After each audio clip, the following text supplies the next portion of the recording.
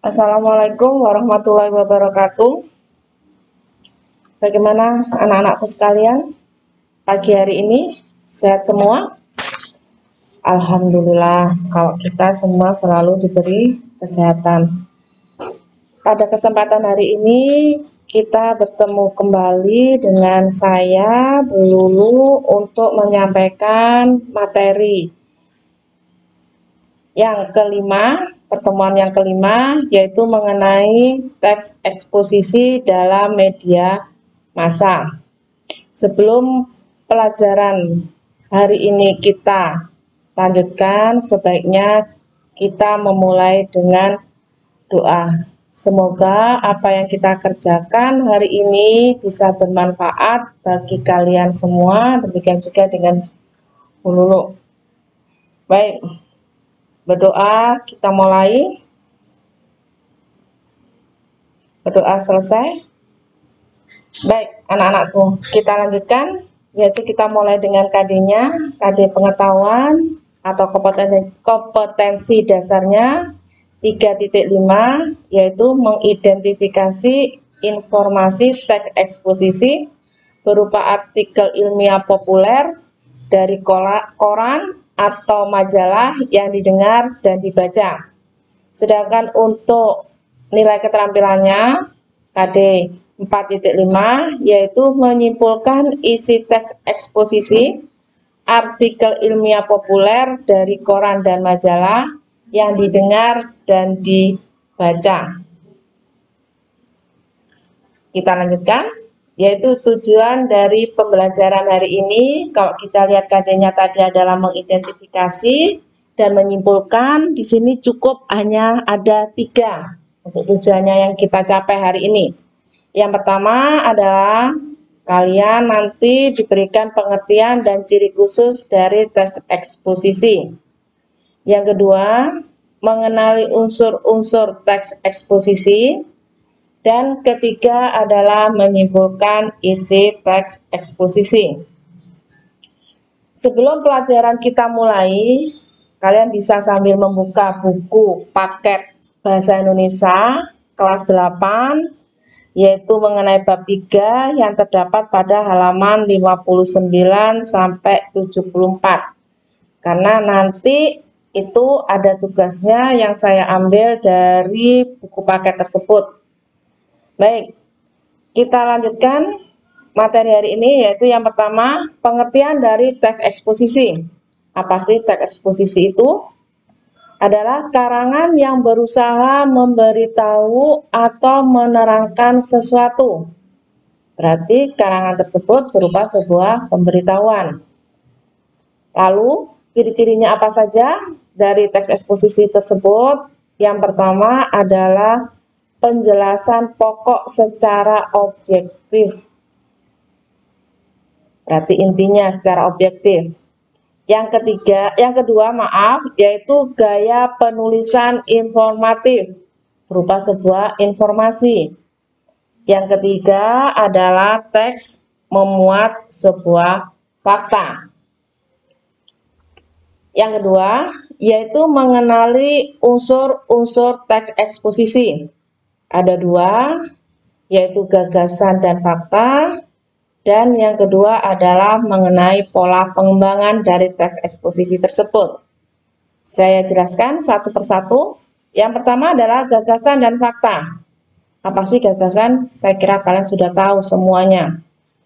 Gagasan itu adalah sebuah ide, sebuah pendapat, gimana isinya bisa berupa sebuah komentar, penilaian, saran, dorongan, dan tujukan.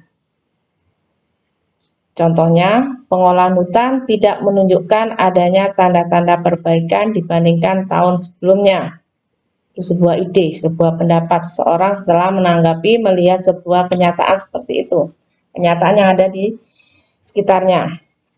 Yang kedua, fakta. Saya kira kalian juga sudah tahu, fakta itu apa? Fakta itu adalah keadaan atau peristiwa yang merupakan kenyataan. di mana fungsi fakta atau kalimat fakta di dalam teks eksposisi di situ adalah untuk memperkuat gagasan atau ide tadi, sehingga diharapkan lebih meyakinkan halayak atau masyarakat. Yang kedua, kita lanjutkan yang kedua, yaitu pola pengembangan teks eksposisi. Ada 4. Yang pertama adalah pola umum khusus atau deduktif, di mana ide pokok bagian teks tersebut ditempatkan pada awal paragraf, yang kemudian diikuti dengan ide-ide penjelas. Yang kedua, pola khusus umum. Maksudnya, hal-hal yang bersifat khusus itu diikuti oleh uraian yang bersifat umum, di mana bagian akhir dari teks tersebut atau dalam satu paragraf tersebut itu berfungsi sebagai rangkuman atau simpulan. Yang ketiga, pola ilustrasi adalah sebuah gagasan yang terlalu umum memerlukan ilustrasi-ilustrasi konkret, maksudnya yang nyata, sebuah gambaran-gambaran yang nyata, di mana fungsi ilustrasi tersebut sebagai bukti dari suatu pendapat. Yang keempat, yaitu pola perbandingan, yang tujuannya untuk meyakinkan suatu pendapat, di mana kalian dapat melakukan atau membandingkan sesuatu, misalnya benda atau keadaan yang ada pada teks tersebut atau karangan tersebut. Itu untuk pola pengembangan dari teks eksposisi. Baik, kita lanjutkan untuk bagian yang ketiga, yaitu menyimpulkan isi teks eksposisi. Di sini juga ada 2. Yang pertama adalah gagasan, yang kedua adalah jenis-jenis dari teks eksposisi. Yang pertama, gagasan. Yang dimaksud dengan gagasan di situ adalah rangkaian gagasan dalam teks eksposisi. Itu ada 2, yaitu berupa gagasan umum dan gagasan khusus. Gagasan umum atau gagasan utama atau ide pokok itu merupakan dasar pengembangan suatu paragraf. Artinya yang umum atau kesimpulan dari satu paragraf itu intinya apa? Itu yang dikatakan dengan gagasan umum. Sedangkan untuk kelanjutan atau keterangan seperti yang tadi dikatakan pada pola pengembangan berupa ilustrasi-ilustrasi itu adalah yang termasuk di dalamnya adalah gagasan khusus. Kalau kalian perhatikan pada contoh kata yang bercetak miring dan saya tebalkan di situ itu adalah sebagai gagasan umum. Sedangkan yang tidak saya cetak tebal di situ adalah sebagai gagasan khusus. Nih ya.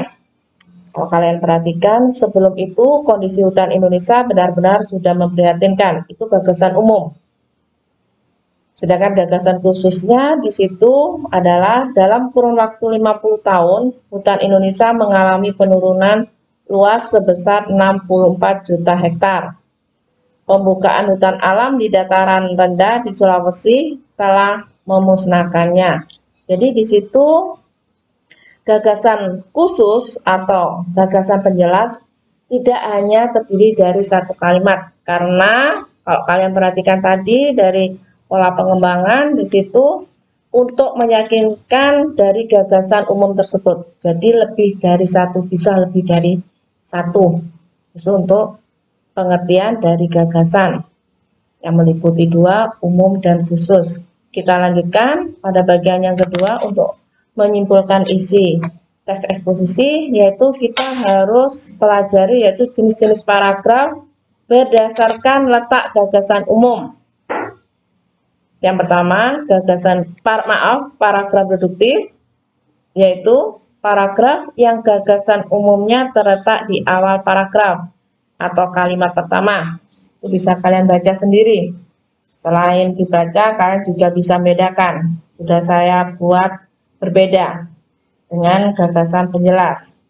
Kita lanjutkan yang kedua, yaitu paragraf induktif. Paragraf yang gagasan utamanya terletak di akhir paragraf atau pada kalimat penutup paragraf. Contohnya, pemerintah mendirikan sekolah sampai pelosok. Puskesmas didirikan di mana-mana. Lapangan kerja baru diciptakan. Pembangunan rumah ibadah diperbanyak atau dibantu pemerintah. Memang menjadi tugas pemerintah untuk meningkatkan kesejahteraan rakyat. Di situ yang dicetak tebal gagasan umum, sedangkan yang di atas, di kalimat pertama, bisa saya katakan kalimat pertama, sampai kalimat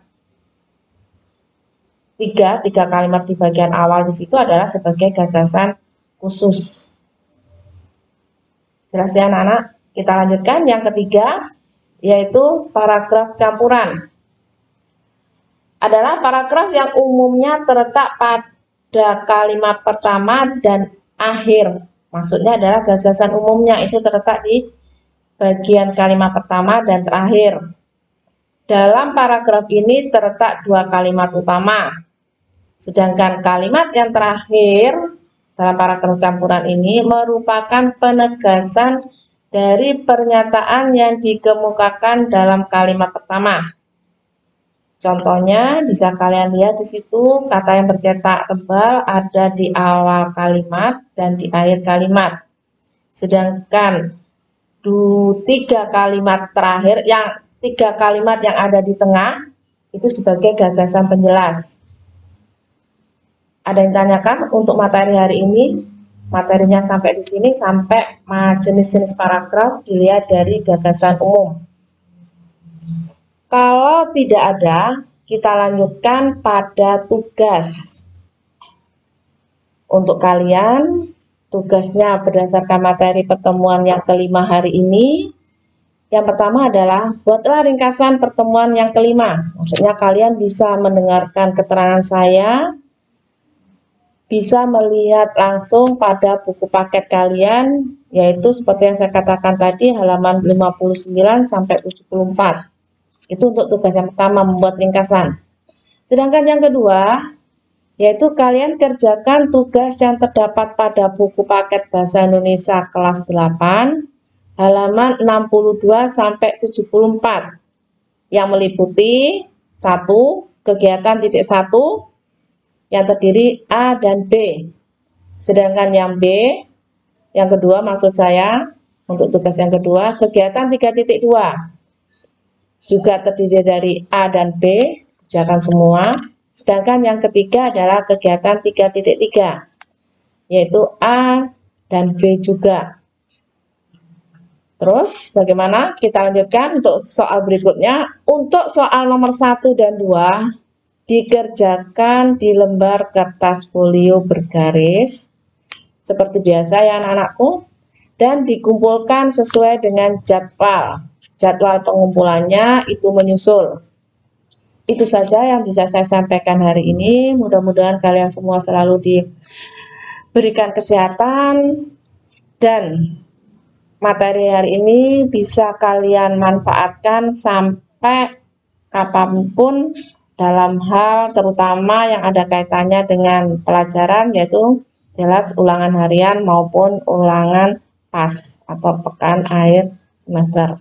Assalamualaikum warahmatullahi wabarakatuh. Jangan lupa follow sosial media sekolah kita untuk mendapatkan info terkini seputar sekolah kita.